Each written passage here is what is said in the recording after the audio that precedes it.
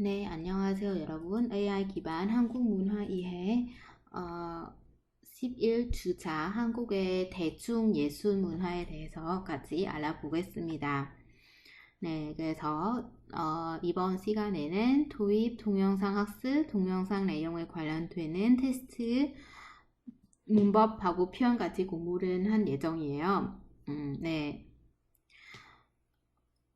여러분, 어떤 문화이든 그 문화를 깊이 있게 살피기 위해서는 많은 시간과 노력이 필요합니다. 네, 당연한 일이죠. 이번 시간을 통해서 제가 여러분에게 한국의 모든 문화에 대해서 다 알려드릴 수가 없겠지만, 그래도 여러분의 한국 문화에 대해서 어느 정도는 이해를 할 수 있었으면 좋겠습니다. 네. 그래서 이번 시간에는 한국 예술 문화에 대해서 같이 살펴보려고 합니다.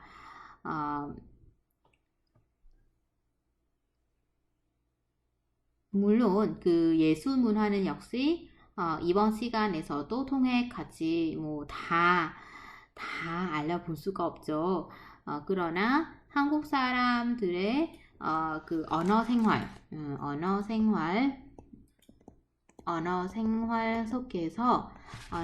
속에서 담겨진 한국 예술 문화를 통해서 아마 여러분은 한국의 예술 문화에 그 관심이 생길 수 있을 것 같아요. 네.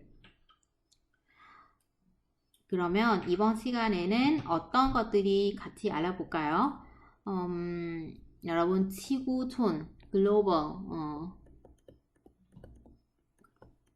글로벌 시대가 되면서 이제 보편적인 예술 문화가 많이 활성화 되어 있는데요.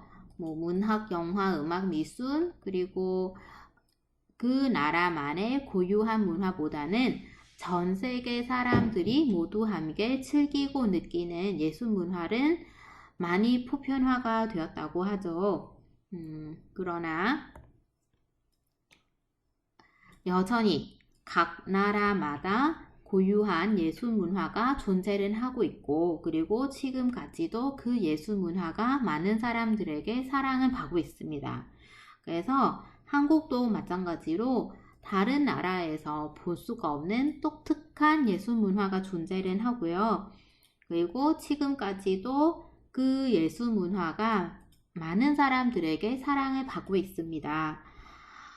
그러면 한국에서만 볼 수 있는 그 고유한 예술 문화는 어떤 것이 있을까요? 여러분 혹시 알고 있으실까요? 네, 그러면 여러분 아직 모르신다면 이번 시간을 통해서 우리 대표적인 한국의 예술 문화를 같이 알아보겠습니다. 네, 그러면 이제 대화를 같이 알아볼게요. 대화는 그 여자 후배는 지금 무언가를 열심히 보고 있어요. 그래서 어, 선배 민수 씨가 그것을 보고 궁금해서 그래서 여자 후배에게 다가가고 있어요. 그래서 두 사람은 어떤 대화를 하는지 같이 보겠습니다.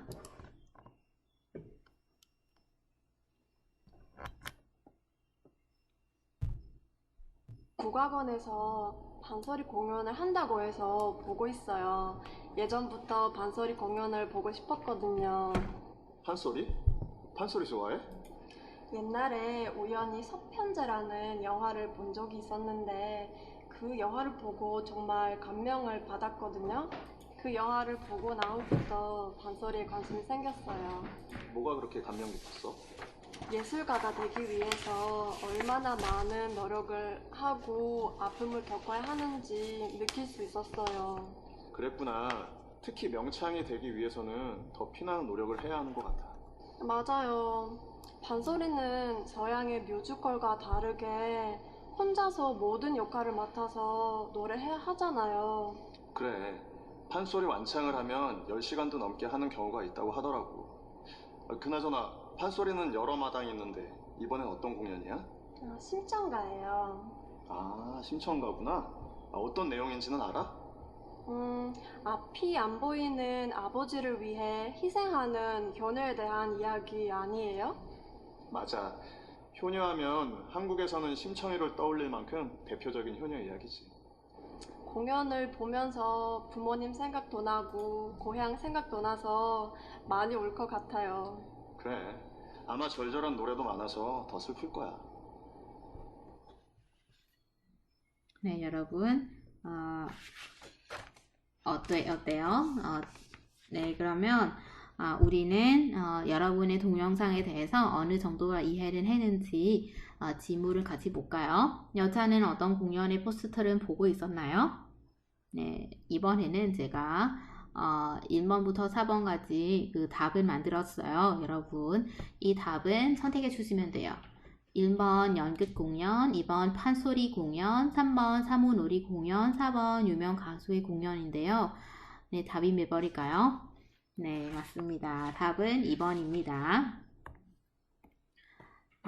여자는 판소리 공연 포스터를 보고가 있었고요. 다음에 여자는 무엇을 계기로 판소리 공연을 좋아하게 되었나요?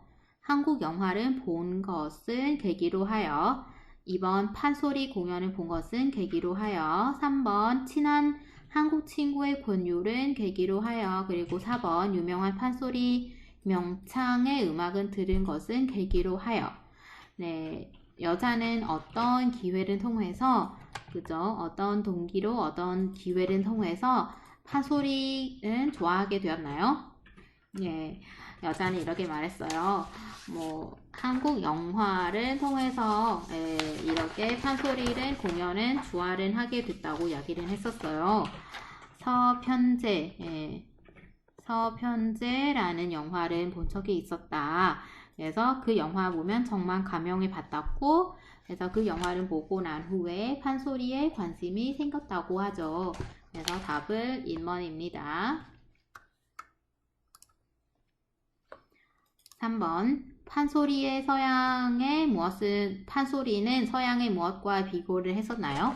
네, 판소리는 뮤지컬과 비교를 했었어요. 근데 뮤지컬과 다르게 혼자서 모든 역할을 맡아서 노래를 해야 해요. 여기는 혼자서, 그죠? 근데 뮤지컬과 달리 여러 가지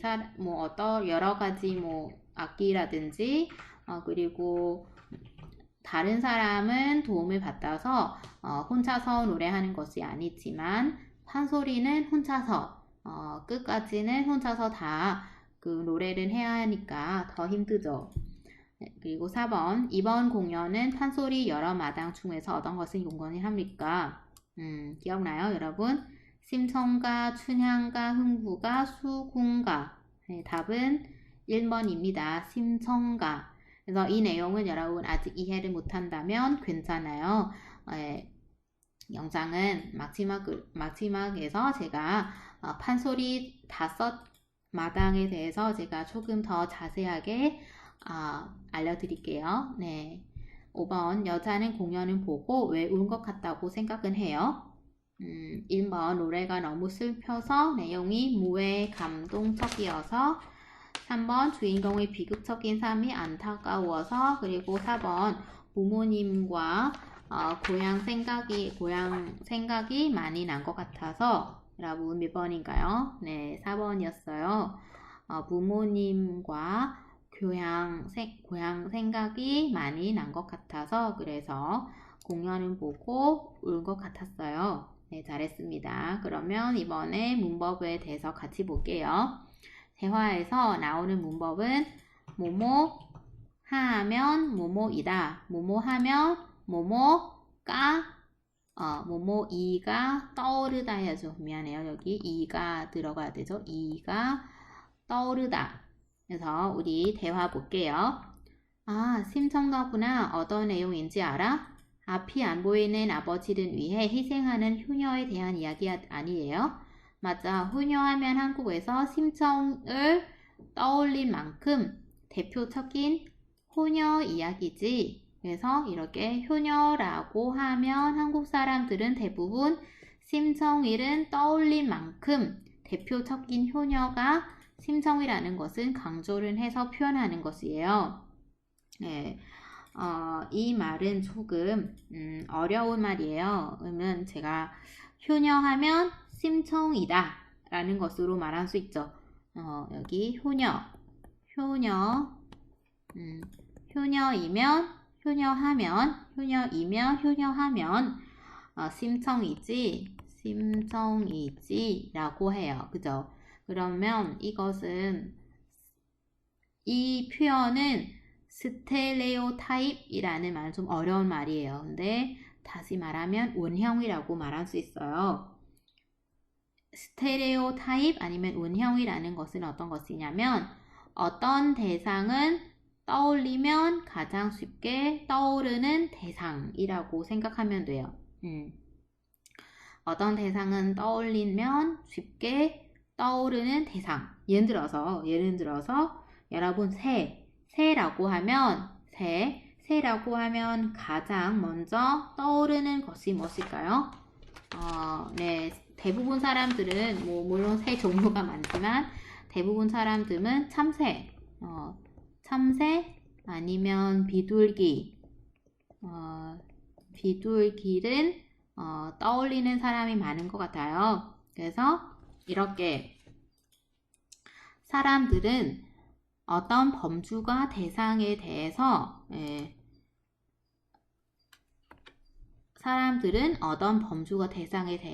가장 기본적이고 대표적이라고 생각하는 대상을 마음속에서 갖고 있는데, 그죠? 그래서 그런 원형적인 대상이 갖는 특성들이 보통 그 범주를 대표하는 속성은 주요를 하게 구성을 해요. 이게 어떤 뜻이냐면 예를 들어서 범주가 대상은 예를 들어 새라는 가장 기본적이고 대표적이라고 생각하는 것은 바로 비둘기예요. 예를 들어서 비둘기. 그래서 나는 새에 대해서 생각하면 가장 기본적이고 대표적이라고 생각하는 새는 바로 비둘기이다. 왜냐하면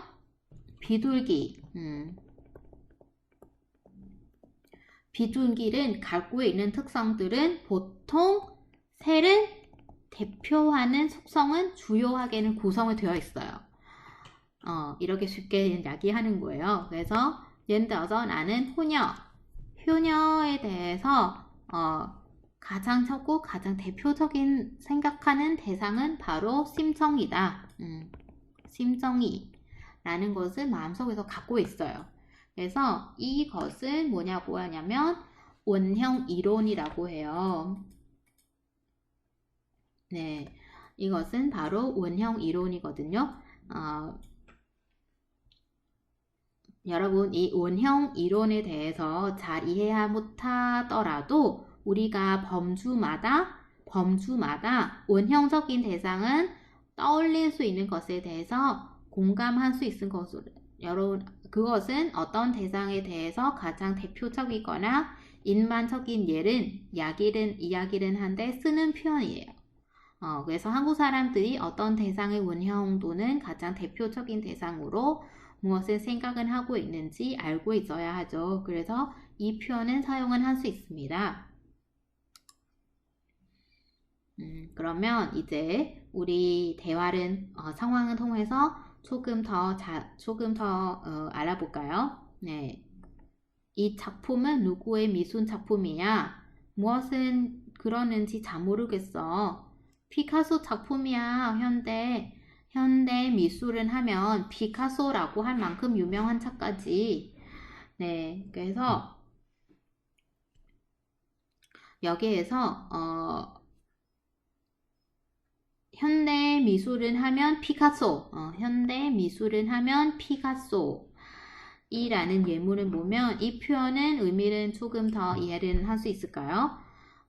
이게 어떤 뜻이냐면 훌륭한 미술 작품은 보는 것은 그 자체로 감동을 받기는 하는데요. 그렇게 감동적인 미술 작품은 남기는 화가는 쓸 수 없이 많아요. 그리고 현대 미술의 경우도 많이 있어요. 하지만 현대 미술의 대표적인 작가로 피카소를 꼽은 것이 라고 생각은 해요. 그래서 이렇게 해당 분야의 대표적인 대상은 이야기는 한데 그 표현은 이 표현은 쓴 수 있은 것입니다. 네, 그러면 밑에는 여러분 여기에 밑에 있는 상황을 여러분 한번 직접 문장을 만들어 볼까요? 너는 한국 하면 뭐가 떠올라? 많은 게 떠오르기는 한데 그래도 한국 하면 뭐뭐지 라고 하는데요. 여러분 빈칸에서 무엇을 넣으면 좋은가요? 그래서 외국인들에게 한국을 대표하는 것이 무엇인지 물어보면 되게 다양한 답은 들을 수 있습니다. 아마 저는 여러분에게 물어보면 아주 매우 다양한 답은 내놓았을 것 같아요. 뭐 음식하면 여러분 생각하면 어떤 음식이 가장 대표적인가요? 네, 아마 우리는 김치 또는 불고기 등은 떠올랐을 것 같아요. 그리고 여러분이 좋아하는 K-pop 스타는 떠올릴 수 있을 것 같아요. 뭐 예미라든지 또는 뭐 한국에 유명한 대기업 삼성, LG, 뭐 대우 이런 대기업의 이름은 생각한 사람도 있을 것 같아요. 네, 그래서 여러분 생각하는 것은 이용해서 예문을 만들 수 있어요. 예를 들어서 저는 한국 음식 중에서 가장 대표적으로 생각나는 음식 중에서 바로 김치예요.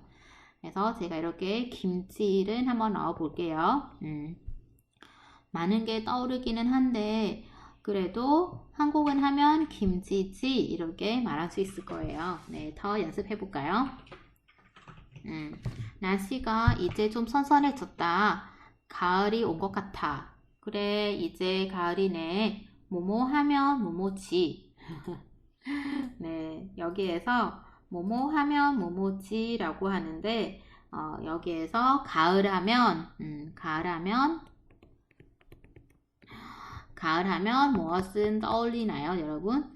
한국은 뭐 사계절이 비교적인 뚜렷한 나라입니다. 요즘은 지구 온난화로 인해서 점점 봄과 가을이 짧아지고 있지만 그래도 참 좋은 계절이 바로 봄과 가을이죠. 그리고 특히 가을은 온갖 곡식과 과일이 풍성하게 열리는 때라서 몸과 마음이 모두 넉넉해지는 즐거운 계절입니다. 무엇을 해도 좋은 시기이지만 한국 사람은 옛날부터는 가을은 독서의 예전이라고는 했고요.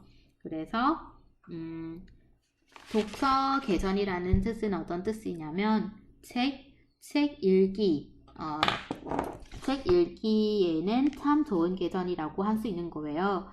그래서 가을하면 독서를 떠올리는 사람이 많은 것 같아요. 그래서 이렇게 우리는 네, 그래서 우리가 여기 독서지라고 나올 수 있어요. 네, 그렇죠? 여러분 어때요? 가을이면 독서지라고 할 수 있어요. 물론 다른 것도 생각 나올 수도 있어요. 독서만 정답이 아니에요. 뭐 예를 들어서 한국에서 단풍 나무도 많이 있잖아요. 특히 가을이 되면 온 산이 정말 노랗고 붉게 물듭니다. 그래서 가을하면 단풍 생각하는 사람도 있을 것 같아요. 그래서 가을하면 단풍지 아니면 가을하면 독서지 두 가지 답은 다 나올 수 있어요. 네. 어때요, 여러분? 이 표현에 대해서 어느 정도 이해를 하셨나요? 네. 그러면 다음 시간에는 우리가 표현에 대해서 같이 배워볼게요.